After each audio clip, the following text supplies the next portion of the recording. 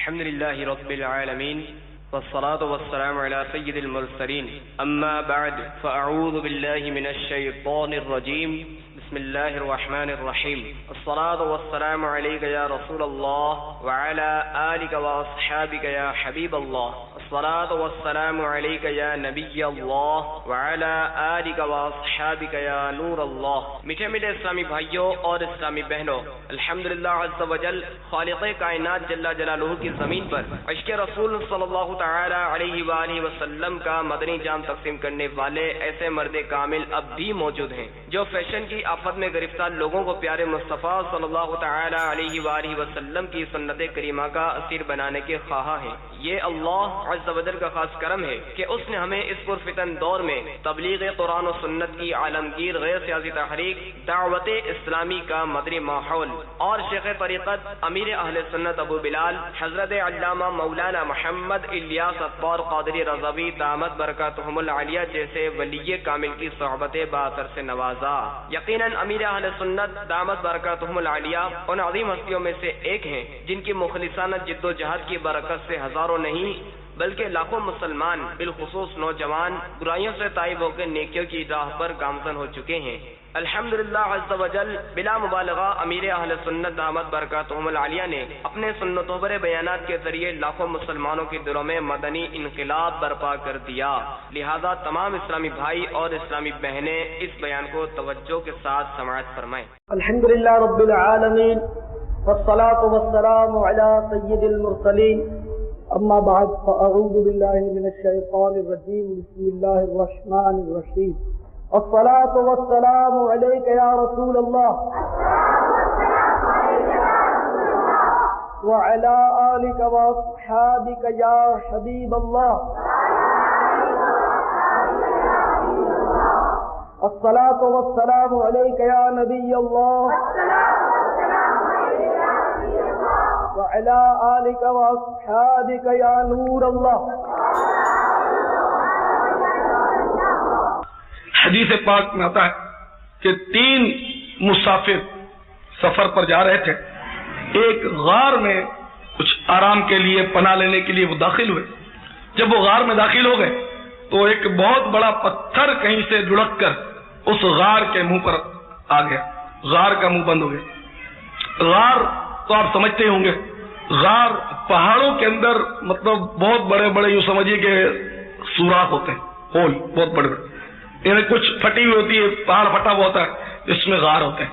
تو غار تو مطلب یہ کہ آپ نے یقیناً دیکھے ہوں گے، اور غار تو ہمیں پسند بھی ہے اس لیے کہ ہمارے پیارے آقا صلی اللہ تعالی علیہ وسلم نے 40 برس تک وقتاً فوقتاً غار حرا میں عبادت فرمائی.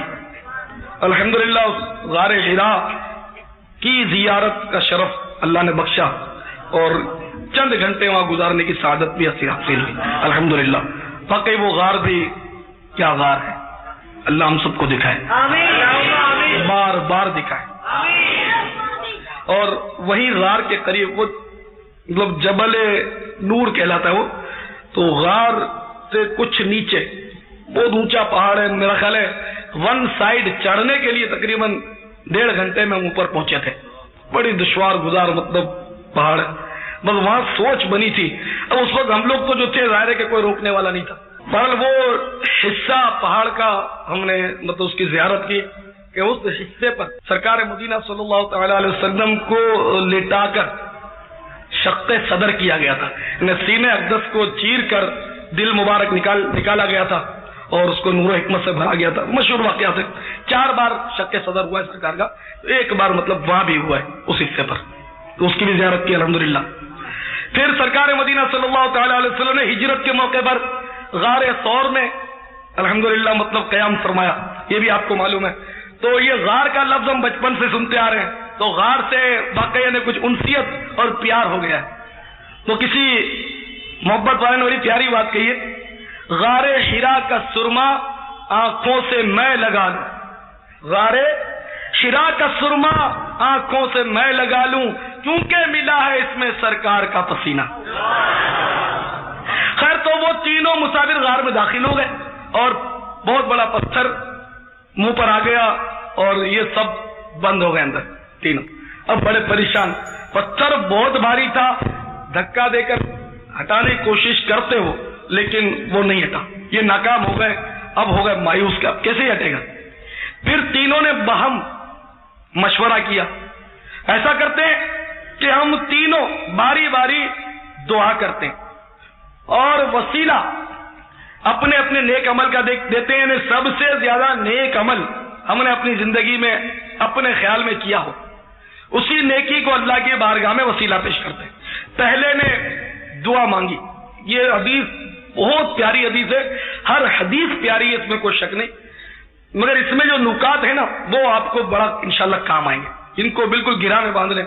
پہلے نے جو دعا کی، یا اللہ میرے والدین جب زندہ تھے، ایک بار رات کے وقت میں اپنے والدین کے لیے دودھ لے کر پہنچا، والدین سوئے ہوئے تھے، میرے بچے بھوکے تھے اور بھوک سے وہ بلک رہے تھے اور برابر روئے جا رہے تھے، اور میرے ماں باپ جو تھے وہ گہری نیند سوئے ہوئے تھے۔ میں نے اپنے بچوں کو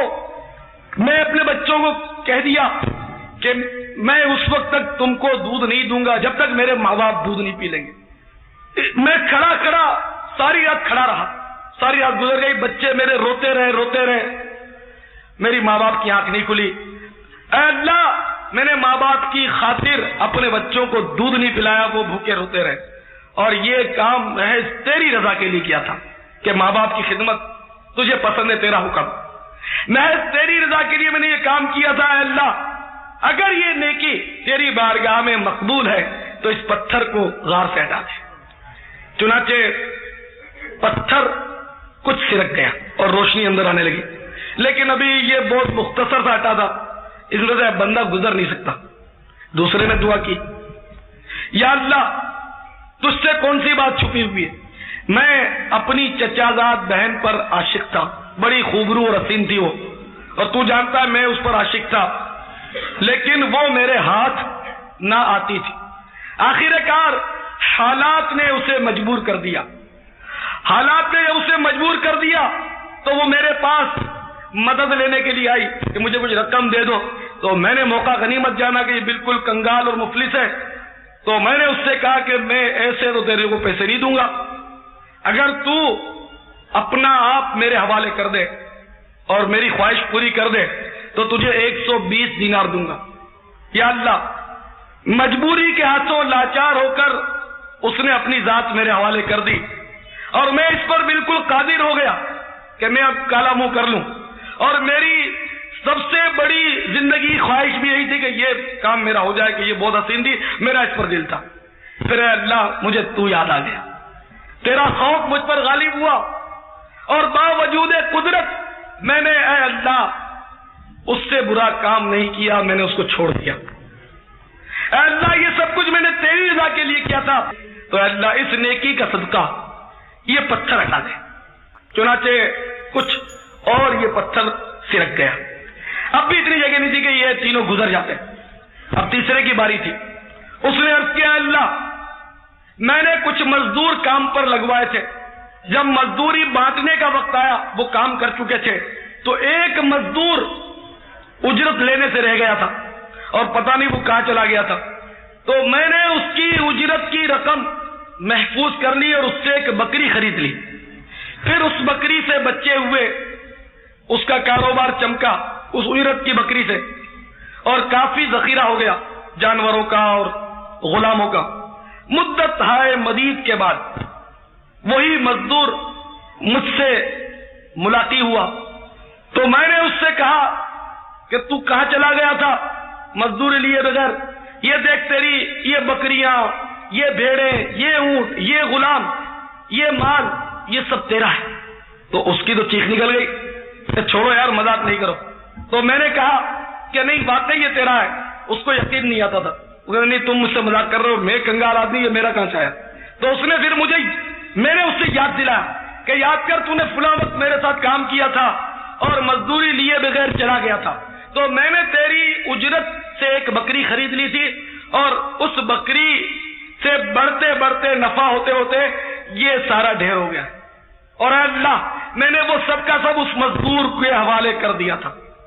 یا اللہ یہ سب کچھ تجھ سے ڈر کر اور تیری رضا کے لیے میں نے کیا تھا. مولا اگر میرا یہ عمل تیری بارگاہ میں مقبول ہے, یہ نیکی اگر تجھے پسند آئی ہے, اے اللہ میری اس نیکی کے صدقے میں اس پتھر کو ہم سے دور کر دے.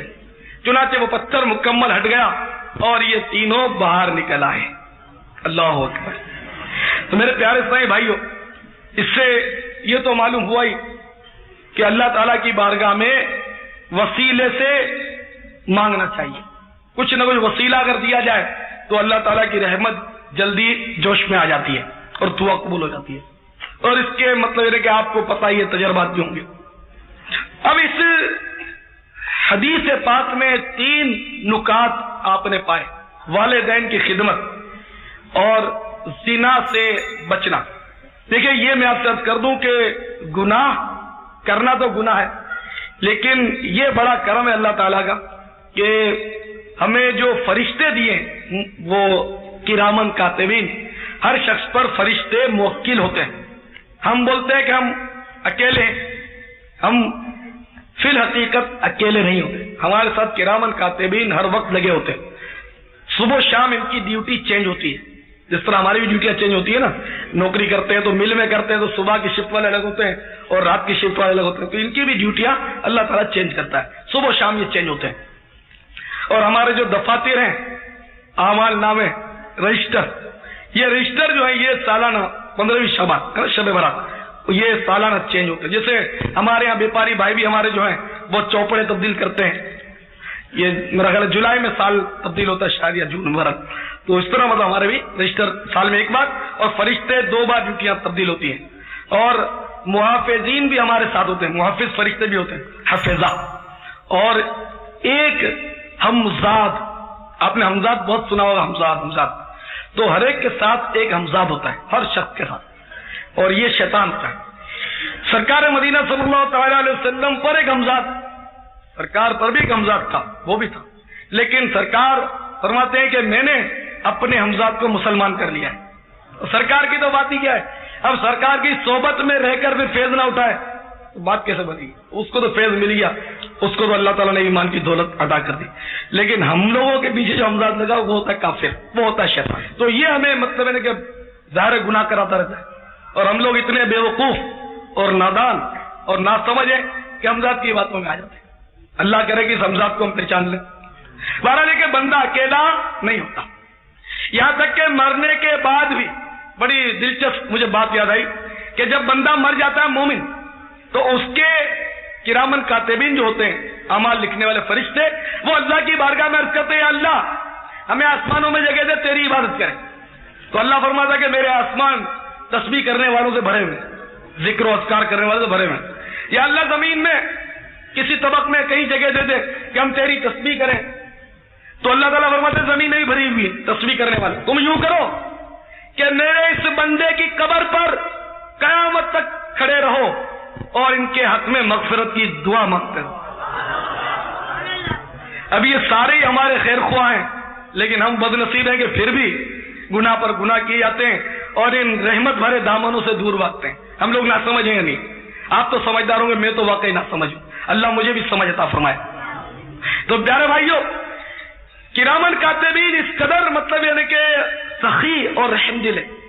نیکی جو لکھنے والا فرشتہ ہے وہ ایسا سخی ہے, ایسا سخی ہے کہ جہاں ہم نے نیکی کی نیت کری, آپ نے نیت کی کہ آئندہ جمعرات کو بھی آؤں گا, کر لو نیت کر لو, آئندہ جمعرات کو بھی اجتماع میں آؤں گا. نہیں, ہاتھ نہیں اٹھائے, میں آپ کو جب اٹھواؤں تب اٹھائے کریں.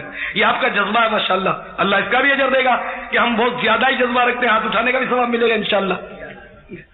تو یہ کہ آپ نے کری نیت, اور اس سخی فرشتے نے, میرا ایمان ہے کہ جس نے واقعی نیت کی ہے اس کا ثواب ابھی سے لکھ لیا. یہ ہے نیکی کا فرشتہ ایسا سخی کہ نیکی کی نیت آپ نے کی ادھر, ثواب لکھ لیا ادھر. تو اب 8 دن پتہ نہیں زندگی کیا بھروسہ, کل کس نے دیکھی ہے. اور گناہ لکھنے والا فرشتہ یہ بڑا مطلب ہے کہ رحم دل ہے. گناہ کی نیت کر لی, نعوذ باللہ من ذالک, کہ میں کل فلم دیکھوں گا, نعوذ باللہ, مثال کے طور پر ایسے نیت ہو گئی یار کل فلم دیکھوں گا, وہ گناہ ابھی تک نہیں لکھے گا جب تک ہم فلم نہیں دیکھ لیں گے. کتنا کتنا رحم دل ہے یہ گناہ. اگر کسی نے عزم مصمم کر لیا کہ پختہ عزم کے دیکھوں گا، پاس بھی آ گیا، یا کیا بولتے ہیں وہ پہلے تو بکنگ کرا لیتے ہیں، تو یہ اگر آ گئی تو پھر الگ بات ہے کہ عزم مصمم اگر کر لیا تو گناہ کا فرشتہ بھی گناہ لکھتا ہے. یہ گناہ کا عزم صمیم کر لینا بھی گناہ ہے، لیکن عام طور پہ نیت کا وہ گناہ نہیں لکھتا. گناہ کی نیت اتنا سخی، اتنا رحم دل ہے. تو یہ اللہ تعالیٰ کا بڑا کرم ہے کہ ہم پر مطلب اتنا فضل ہے کہ نیکی بڑی کام آتی ہے، اور گناہ کا جو نیت ہے وہ بھی مطلب یہ فرشتے ہمارے نہیں لکھتے. یہ فرشتے ہم پر بڑے مہربان ہیں. تو میں عرض کر رہا تھا کہ اس حدیث پاک میں ہمیں 3 نکات مل گئے: والدین کی فرمانبرداری، اور وہ زنا کی نحوست. اور چونکہ گناہ کی نیت تو کر لی تھی، لیکن جس گناہ کی نیت کر لی اور پھر اس گناہ سے توبہ کر لی، گناہ سے باز رہا، تو یہ بھی بہت بڑا ثواب ہے. دیکھیں نا، ہمیں مطلب یہ کہ جیسے میں ہوں، مجھے فلم نہ دیکھنے کا ثواب کیسے ملے گا کہ میں کبھی یعنی کہ نیت کرتا ہی نہیں کہ میں فلم دیکھوں گا. الحمدللہ میں نیت نہیں کرتا، اور اللہ کرے کروں ہی نہ، کیونکہ شیطان بھی تو بڑا چکر باز ہے نا. اس میں تو آپ میں سے کئی بھائی سے خوش نصیب یا بد نصیب کیا وہ سوچتے ہوں گے اب تو فلم دیکھنے کی نیت کیا کریں گے، تاکہ پھر دیکھیں گے نہیں اور ثواب مل جائے گا. تو بھائی شیطان بھی بڑا پاورفل ہے، بہت مکار ہے، وہ نیت میں آپ کو دکھلا ہی دے گا، تو پھر لینے کے دینے پڑ جائیں گے. تو نیت کرنا مت، ثواب کمانے کے اور بھی بہت ذریعے ہیں، خالی یہی ذریعہ نہیں رہ گیا. ہاں اگر خدا نہ خاصا نیت ہو چلی اور پھر اگر آپ نے دل کو باندھ لیا، دل کو مضبوط کر دیا کہ اب نہیں دیکھوں گا کچھ بھی ہو جائے، تو انشاءاللہ ثواب ملے گا. تو زنا پر وہ قادر ہو گیا، اور ایک عاشق اور حسین عورت بندہ سوچ بھی نہیں سکتا کہ وہ کیسے بچے، لیکن وہ بچ گیا. تو اس کا اجر کیا ملا اس کو کہ پتھر ہٹ گیا. اس پتھر کے ہٹنے نے اس کو مزید اطمینان بخشا کہ تیری نیکی اللہ کی بارگاہ میں منظور ہو چکی ہے. یہ کنفرمیشن ہو گیا، اور یہ بہت بڑی بات ہے. ہم زندگی بھر سجدے کرتے، ہمیں کنفرمیشن نہیں ہوتا، قطعیت حاصل نہیں ہوتی کہ ہمارا عمل مقبول ہوا بھی یا نہیں. ہم شش و پنج میں، لیکن وہ بالکل مطمئن ہو گیا کہ میری یہ نیکی تو قبول ہو ہی چکی ہے. تو تیسرا یہ کہ بندے کا حق، اور ہم پچھلے دنوں سے حقوق العباد پر کئی ہفتے گزر گئے، کچھ نہ کچھ سیکھتے رہتے ہیں.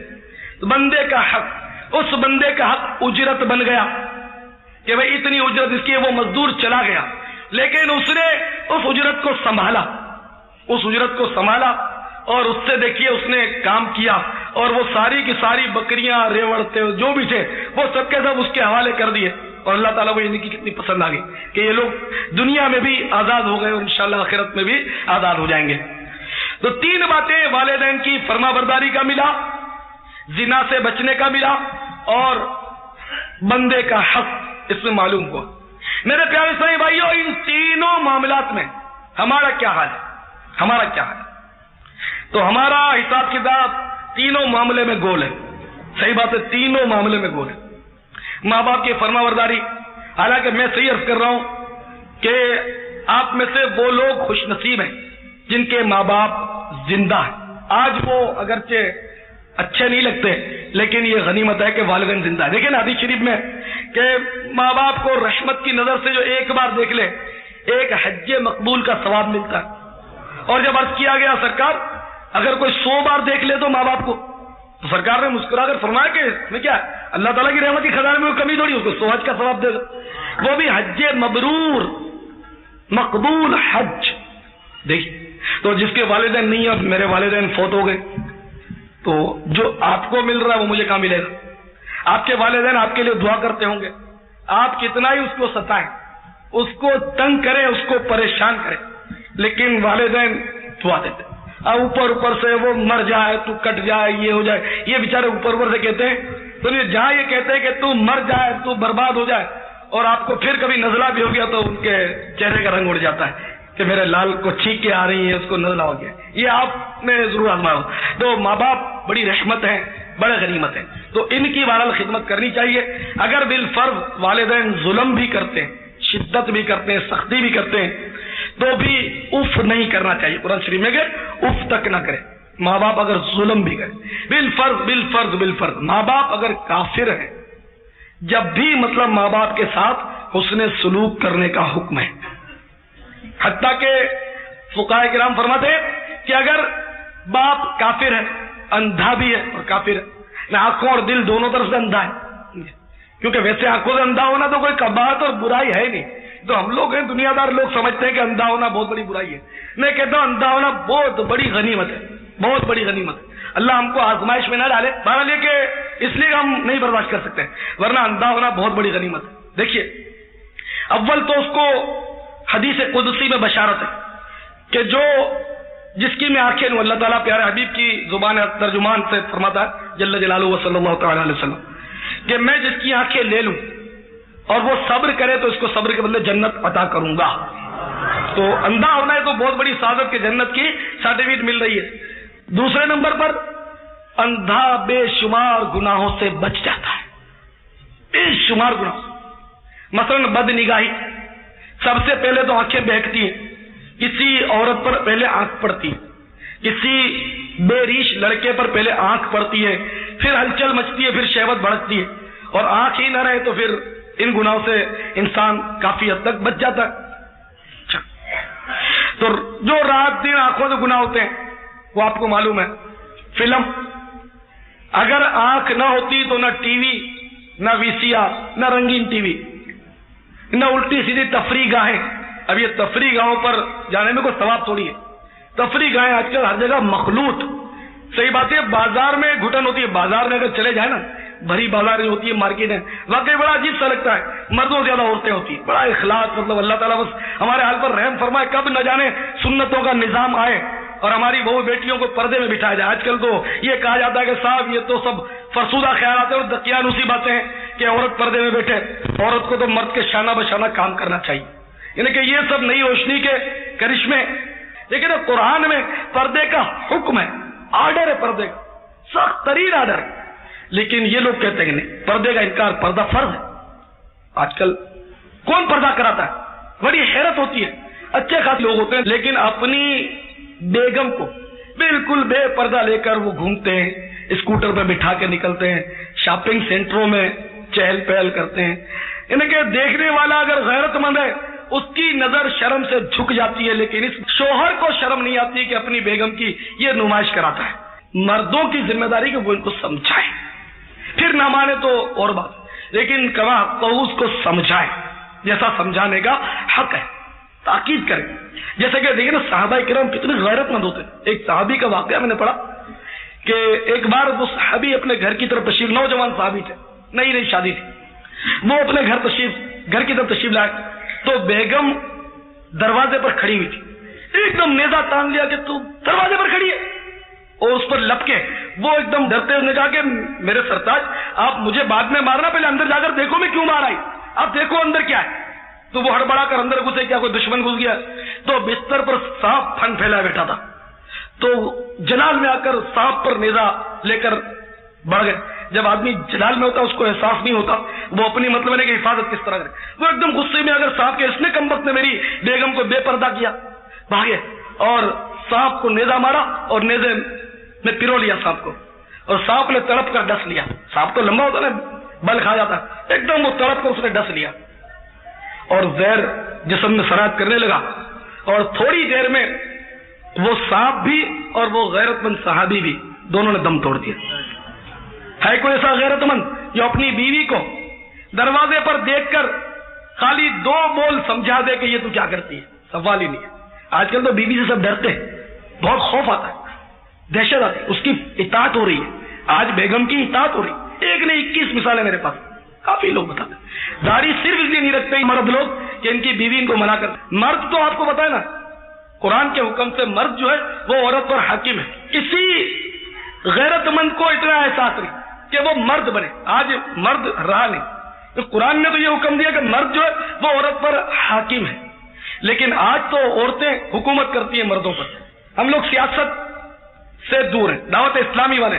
ہمارے نزدیک حل جو ہے معاشرے کی اصلاح کا حل, میری جو ناقص عقل پہ جو آیا وہ یہ کہ فرد سے معاشرہ بنتا ہے. میں ہمیشہ کہتا ہوں فرد سے معاشرہ بنتا ہے. تو دعوت اسلامی فرد کی اصلاح کی کوشش کر رہی ہے. آپ کو پتا ہے کہ جب فرد کی اصلاح ہوگی, ایک اگر گھر کا ذمہ دار فرد صحیح ہو گیا، ذمہ دار، تو ظاہر کو پورے گھر کو سنتیں سکھائے گا، نمازوں کی تلقین کرے گا، گناہوں سے بچائے گا ان کو. کیسے ایسے لوگ کافی ہیں کہ جو آئے پھر جب ان کی اصلاح ہوئی، ان کو جوش آیا تو ٹی سی آر اپنے گھروں میں انہوں نے ختم کر دی، تو سارے بچوں کی تربیت کا سلسلہ ہو گیا.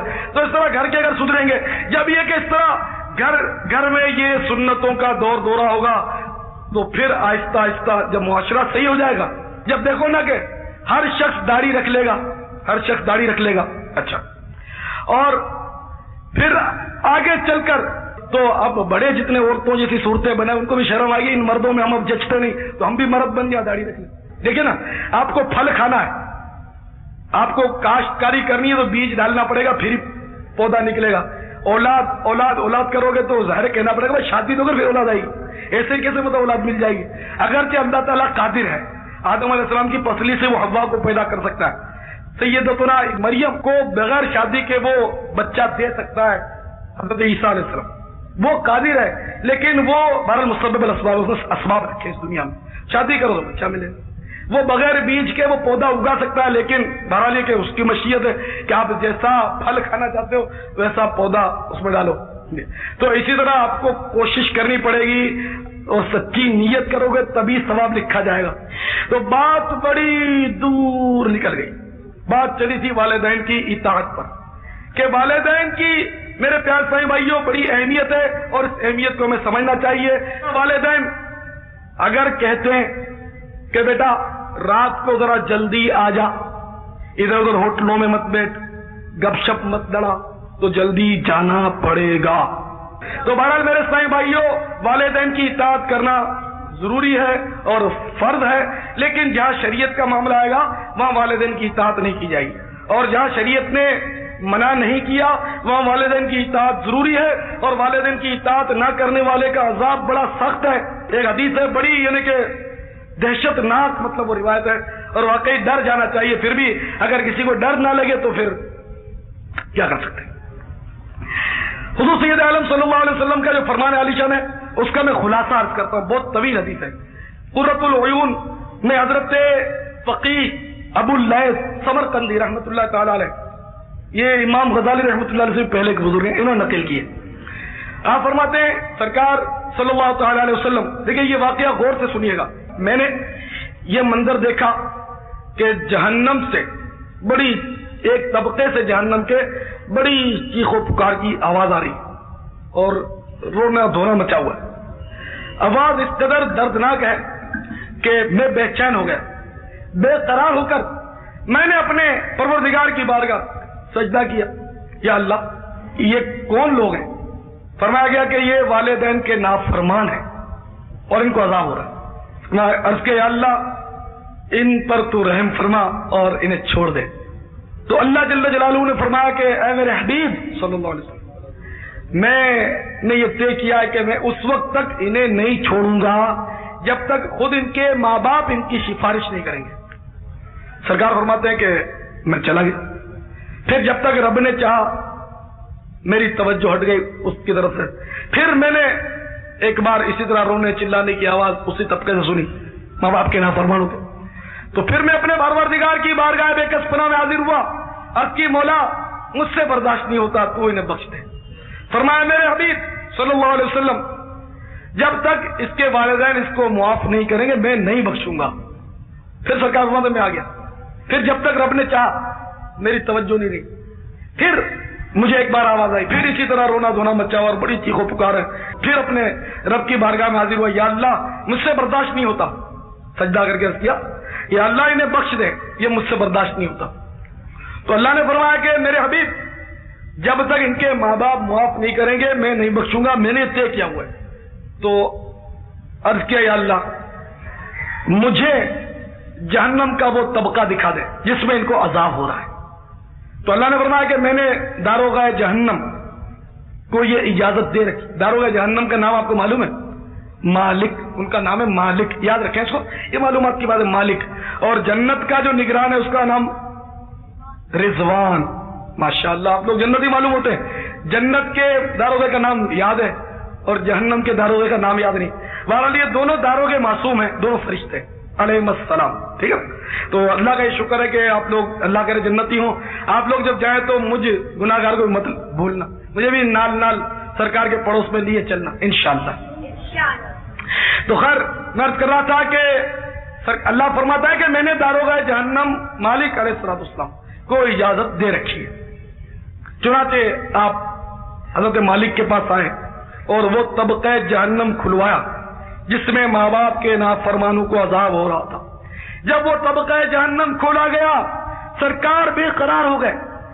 ایک دہشت ناک منظر آپ کی نگاہوں کے سامنے ہے کہ کئی لوگ ہیں جو آگ کے درخت بنے ہوئے, ان آگ کی شاخوں سے الٹے لٹکے ہوئے, وہ شخص آگ کی شاخوں میں لٹکے ہوئے سانپ اور بچھو اچک اچک کر ان کو ڈس رہے ہیں, ہائے ہائے ہائے ہائے کر رہے ہیں. سرکار فرماتے میرا دل ہل گیا, میں شدت غم سے رو پڑا اور رو کر عرض کیا اللہ کم از کم مجھے ان کے والدین سے ملا دے تاکہ میں ان کے والدین کو سمجھاؤں کہ ان کی سفارش کریں. یا اللہ مجھ سے نہیں دیکھا جاتا. تو اللہ فرماتا ٹھیک ہے, ان کے والدین کوئی کسی درجے میں کوئی کسی درجے میں تم ملاقات کر. چنانچہ آپ نے ان کے والدین سے ملاقات کی. اب جو میں عرض کر رہا ہوں وہ سنیے. آج تو ماں باپ بڑے میٹھے ہیں اور انشاءاللہ میٹھے ہی ہیں, لیکن ماں باپ کی وجہ سے جو گناہ کرتے ہیں وہ سن لیں. آج بعض ایسے بھی ملیں گے جو ماں باپ کی وجہ سے داڑھی نہیں رکھتے, ماں باپ کی وجہ سے گناہ کرتے ہیں. ماں باپ کی وجہ سے بہت سے ایسے ملے گا جو گناہ کرتے ہیں, ناجائز کام کرتے ہیں, بہت کچھ کرتے ہیں. تو وہ دیکھ لیں. سرکار ماں باپ کو سفارش کرتے ہیں کہ آپ اپنے بچوں کے لیے سفارش کر دو بہت سخت عذاب میں. تو ماں باپ بڑے بگڑے ہوئے تھے, بہت بگڑے ہوئے تھے. انہوں نے عرض کیا یا رسول اللہ صلی اللہ علیہ وسلم آپ ان کو رہنے دیجئے, آپ ہمارے ان نالائق بچوں کو ان کے حال پر چھوڑ دیجئے. اللہ اکبر. ماں باپ کہہ رہے ہیں کہ یہی تو بات ہے آراز نے جو فرمائی ہے کہ ماں جب اکلوتے کو چھوڑے آ کہہ کے بلاتے یہ ہیں, باپ جہاں بیٹے سے بھاگے لطف وہاں فرماتے یہ ہیں. سرکار لطف فرما رہے, ماں باپ کو سمجھا رہے کہ اپنے لاڈلوں پر رحم کرو, انہیں رحم نہیں آ رہا. یہ جلال میں. تو اب جو کچھ ماں باپ نے سرکار سے فریاد کی وہ سنیے. میں اس کا خلاصہ عرض کر رہا ہوں, مجھے الفاظ تو پورے طور پر یاد نہیں. انہیں کہ ایک ماں عرض کرتی یا رسول اللہ صلی اللہ علیہ وسلم میرے لڑکے کو تو عذاب میں پڑا ہی رہنے دیجئے کہ اس نے فلاں وقت مجھے جھڑک دیا تھا, مجھے گالی دی تھی. کوئی کہتی یا رسول اللہ صلی اللہ علیہ وسلم میرے بیٹے کو تو آپ ہرگز نہ چھڑائیں کہ یہ اپنی بیوی کو ترنی والے کھلاتا تھا, مجھے بھوکی رکھتا تھا, اپنی بیوی کو طرح طرح کے زرق برق لباس پہناتا تھا, مجھے کپڑے نہیں دیتا تھا. یا رسول اللہ اس سے تو آگ میں, اس سے تو عذاب میں پڑا ہی رہنے سے. آج کل بہت اثر ہوا ہے, شادی کے بعد والدین ایک آنکھ نہیں بھاتے اس لیے کہ وہ بوڑھے ہو گئے, اب ایک آنکھ نہیں بھاتے. تمہیں جوان کیا, تمہیں پالا, تمہیں پوسا. جب تم چھوٹے تھے تو حمل میں اپنے پیٹ میں اس نے جھٹکے کھائے, ایسے ایسے جھٹکے کھائے. جب تم پیدا ہوئے تو کیا حال تھا, اب تو پینٹ میں کسے کسائے پھرتے ہو. اس وقت کیا حال تھا, بڑی پتلی حالت ہو رہی تھی, مٹھیاں بند تھی بالکل, یعنی کہ پچکے ہوئے سے جب بچہ پیدا ہوتا ہے بالکل پچکا ہوا ہوتا ہے اور بالکل مردہ ٹائپ کا ہوتا ہے. اور ماں جو ہوتی ہے یا دایا ہوتی ہے وہ اس وقت پریشان ہوتی ہے. تو جب تم پیدا ہوئے تو پچکے ہوئے بالکل مطلب مردار سے تھے, اور پھر اچانک تم نے اواں کر کے اپنی زندگی کا اعلان کر دیا. یہ ہوتا ہے بچہ پیدا, پہلے تو مرا ہوا لگتا ہے, پھر وہ اواں شروع ہو جاتا ہے تو ماں خوش ہوتی ہے کہ میرا بیٹا ہے تو زندہ. تو جب تم نے اواں کیا تو ماں خوش ہو گئی اور آپ کے گھر میں خوشی کی لہر دوڑ گئی. پھر جب آپ پیشاب کر دیتے تھے, پتہ نہیں کیا کیا کر دیتے تھے, ماں دھوتی تھی. ذرا آپ کو بخار آ جاتا تھا تو ماں رات بھر نہیں سوتی تھی, باپ بے چین ہو جاتا تھا. کبھی کبھی اتنے بفر جاتے تھے منہ, اتنے بفر جاتے تھے کہ اواں کی وہ مطلب ہے کہ تکرار ہوتی کہ ماں باپ رات بھر نہیں سو سکتے. جو بال بچے والے ان کو سب کو تجربہ ہے, سبھی کو تجربہ ہے کہ بچہ جب بفرتا ہے تو غصہ اتنا آتا کہ یہ کوئی زبان بھی تو نہیں سمجھتا کہ اس کو خاموش کرائے, یہ چپ کیسے ہو. وہ ٹی اپنی جاری رکھتا ہے, جتنا اس کو ڈانٹو جتنا پیار کرو وہ اپنا اپنی دھن میں مگن ہوتا ہے، وہ نعرے لگایا جاتا ہے اپنے، ٹھیک ہے نا؟ تو پھر بھی ماں باپ نے صبر کیا تھا، اور آج جب تم بڑے ہو گئے، باپ نے کما کر خون پسینے کی کمائی کھلائی ہے نا، خود بھوکے رہے تمہیں کھلا، اپنا پیٹ کاٹ کر تمہیں پالا، اور آج تمہیں شادی بھی انہوں نے کرا دی، اب تو لاکھوں روپے میں شادی ہو رہی ہے، اب تو بڑا مسئلہ ہو گیا، اتنا خرچ کر کے شادی کرائی تمہیں، اور آج تم ماں کے سامنے آنکھ نکالتے ہو، باپ کے سامنے آستین چڑھاتے ہو، شرم آنی چاہیے، شرم۔ میں آپ کو نہیں کہہ رہا، میں سمجھانے کی عرض کر رہا ہوں کہ لوگ اس طرح کرتے نہیں کرتے، آپ بتائیے، شادی کے بعد ماں باپ کو چھوڑ دیتے ہیں، بے شمار میرے پاس ایسے کیس آتے ہیں۔ ایک بار وہ واقعہ میں نہیں بھولوں گا، ایک بڑھیا آئی، سردیوں کے دن تھے، مجھے کہا کہ میرے بیٹے نے مجھے نکال دیا، آپ کچھ نمک ومک پڑھ کر دے دیں، کچھ مطلب پڑھ کر دے دیں، کوئی عمل دے دیں۔ تو میں نے کہا آپ کل آ جائیں، تو اس نے کہا کہ آپ کیا بات کر رہے ہیں، میں فلاں جگہ سے رکشہ کر کے آپ کے پاس نام سن کے آئی ہوں، اور مجھے گھر سے نکال دیا، سردیاں ہیں، میں رات کہاں گزاروں گی؟ اوہ اوہ، میرا دل رو گیا، اسی وقت میں نے نمک ومک منگا پڑھ کر دیا، پتہ نہیں پھر بیچاری اس کا کیا ہوا ہے، چلی گئی۔ تو یہ حالت ماں باپ کو اتنا ستاتے ہیں، اس لیے مطلب ماں باپ نے بڑا کیا، نعوذ باللہ۔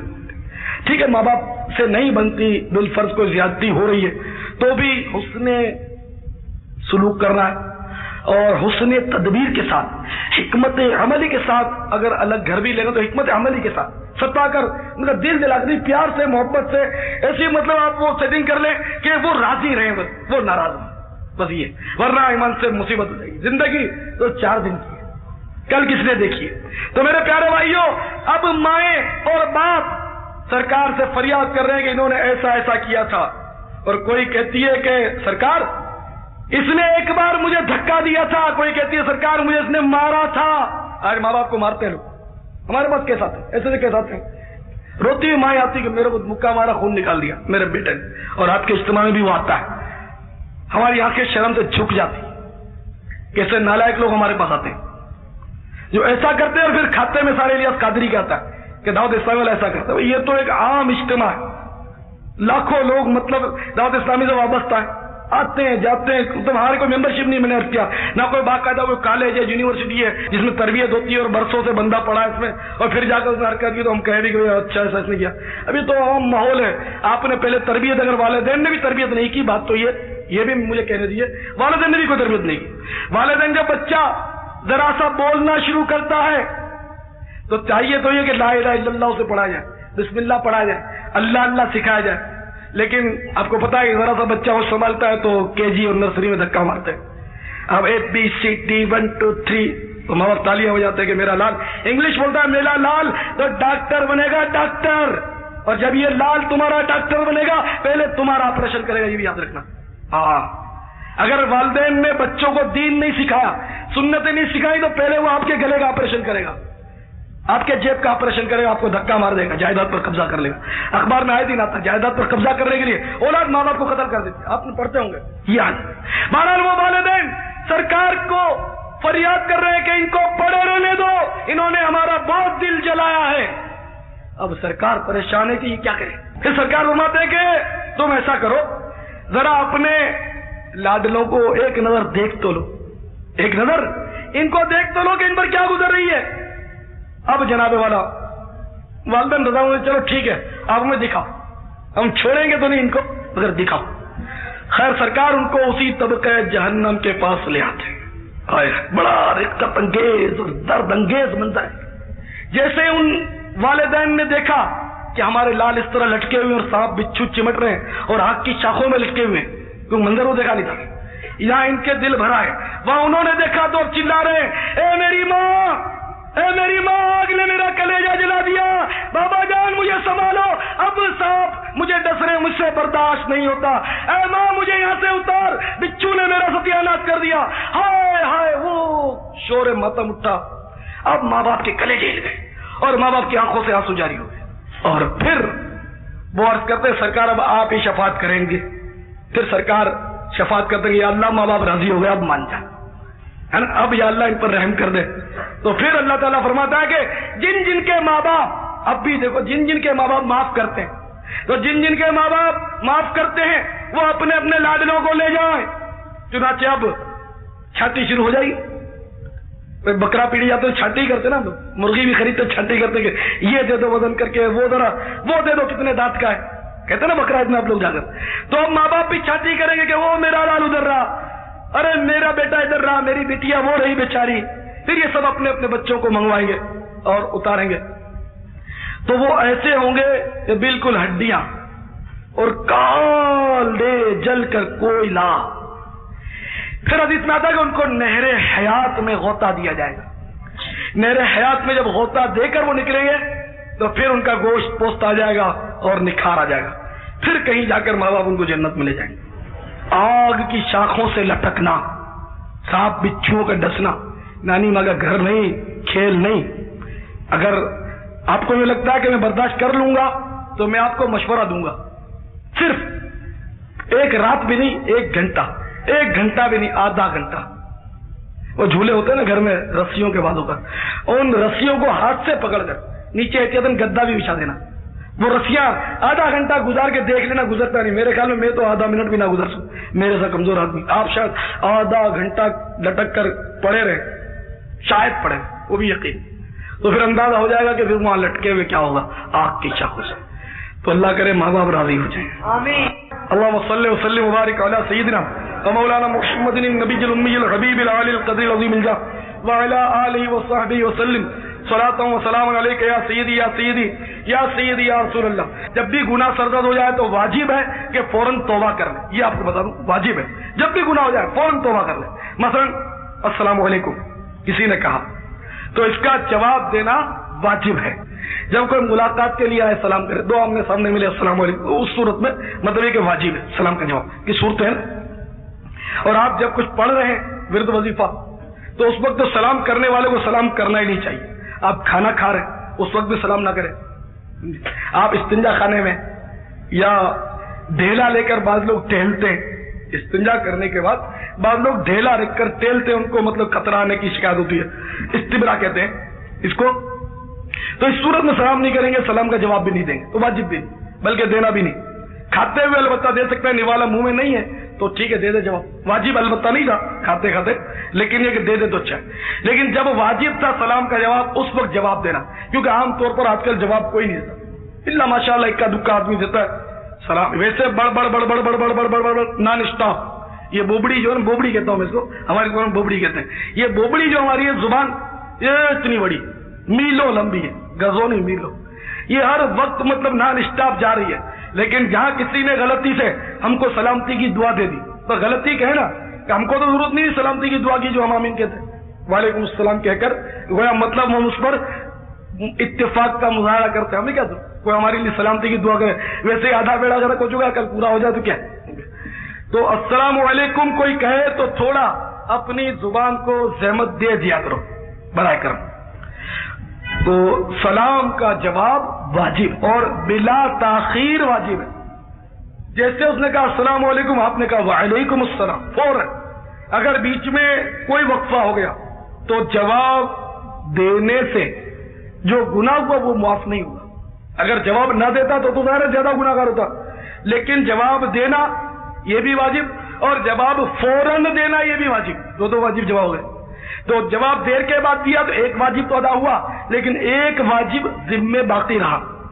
تو اس لیے فوراً اگر نہیں دیا کسی نے جواب بلا وجہ, تو اب اس کو توبہ کرنا بھی واجب ہے. یہ یاد رکھیے. یہ ایک مثال دی, یہ ایک ایسا گناہ ہے جو ہر ایک کرتا ہے, پتہ کسی کو نہیں ہوتا بدقسمتی سے. تو سب کے سب توبہ بھی کر لیں کہ یا اللہ جب تک ہمیں معلوم بھی نہیں تھا یا سستی ہو جاتی تھی تو ہم نے سلام کے جواب دینے میں جو کوتاہی کی, اے اللہ ہمیں معاف کر دے. تو یہ واجب ہے توبہ کرنا. اسی طرح چھینک, کسی نے کہا الحمدللہ رب العالمین یا الحمدللہ کہا تو سننے والے پر واجب ہے کہ وہ کہہ دے یرحمک اللہ. لیکن میرے خیال میں 99.99 ہمارے مسلمانوں کو, آپ کی بات, آپ تو اچھے لوگ ہیں, آتے رہتے ہیں, آپ تو مجھے بھی سکھانا شروع کر دیں گے. تو بات مطلب عوام الناس عام مسلمین کی ہوتی ہے, ان میں کسی کو پتہ نہیں ہوتا. پتہ ہو تو بھی غفلت ہوتی ہے. جواب شاید آپ نے اس ماحول میں دیکھا ہوگا کہ آپ کو چھینک آئی اور کسی نے الحمدللہ یرحمک اللہ کہتے ہیں, آپ نے سنا ہو. عام طور پہ عام ماحول میں بہت مشکل ہے, اللہ ماشاءاللہ کہیں گئی تو جنرلی مطلب کہیں بھی نہیں معلومات نہیں, تو ہزاروں میں اکے دکے کو یہ معلوم ہوتا. حالانکہ چھینک پر الحمدللہ کہنا سنت ہے, اور جواب جس نے الحمدللہ کہا سننے والے پر واجب ہے کہ وہ یرحمک اللہ کہے، لیکن آج بدقسمتی سے کوئی نہیں کہتا، تو یہ کہنا چاہیے۔ اگر نزلہ ہو گیا اور پے در پہ آکچھی آکچھی آکچھی شروع ہو جاتی ہے ٹھیک ہے، تو اس پر سنت نہیں کہ الحمدللہ کہے، یہ سنت استنجا خانے پر ہے، استنجا خانے میں جب بھی سنت نہیں، ٹھیک ہے، استنجا کرو تو تھوڑی چھینک کا الحمدللہ کہیں گے، نماز میں بھی نہیں کہیں گے الحمدللہ۔ اچھا آپ نماز پڑھ رہے ہیں اور اگلے نے چینک کھائی اور اس نے کہا الحمدللہ، آپ نے سن لیا، تو اب بھی جواب واجب نہیں۔ اگر اب آپ نے جواب دے دیا نماز پڑھتے پڑھتے یا رحمک اللہ، تو نماز ہی ٹوٹ جائے گی۔ اس طرح سلام کا جواب نماز میں اگر آپ نے دے دیا تو نماز ٹوٹ جائے گی، یہ بھی اگر موقع محل ہوتا ہے۔ تو یہ آہستہ آہستہ انشاءاللہ ہم لوگ سیکھیں گے، اور مطالعہ ہو تو آدمی مطلب آسانی سے بھی سیکھ سکتا ہے، لیکن مطالعے سے زیادہ اجتماع کا اثر ہوتا ہے۔ عام طور پہ مطالعے سے اتنا یاد نہیں رہتا جتنا اجتماع میں سمجھانے کے انداز پر ہوتا ہے۔ اگر کوئی صحیح انداز پر ہمیں سمجھائے تو یاد رہ جاتا ہے۔ اور الحمدللہ رب العالمین چیخنے پر کہیں تو اس سے 70 بیماریاں دور ہوتی ہیں، اور الحمدللہ رب العالمین علی کل حال کہیں تو کان اور داڑھوں کے درد سے انشاءاللہ محفوظ رہیں گے۔ اگر کوئی چھینکنے کے لیے پر تول رہا ہے، اس طرح منہ میں ابھی چھینک آئی اس کو سمجھے، تو ہم نے جھٹ کہہ دیا الحمدللہ، چھینکنے والے کے چھینکنے سے پہلے ہم نے کہہ دیا الحمدللہ، تو اس کا ثواب یہ ہوگا، اس کا فائدہ بھی یہ ہوگا، ثواب کوئی فائدہ یہ ہوگا کہ انشاءاللہ کمر کے درد اور پیٹ کے جو امراض ہیں ان سے انشاءاللہ محفوظ رہے گا۔ کتنے فوائد ہیں ہمارے، سنت کا ثواب اپنی جگہ پر اور دنیا میں بھی اس کی مطلب اس کے فوائد ہیں۔ تو اللہ تعالیٰ ہم پر فضل و کرم فرمائے، اللہ تعالیٰ ہم سب کو پیارے حبیب صلی اللہ تعالی علیہ وسلم کی سنت پر عمل کرنے کی توفیق عطا فرمائے۔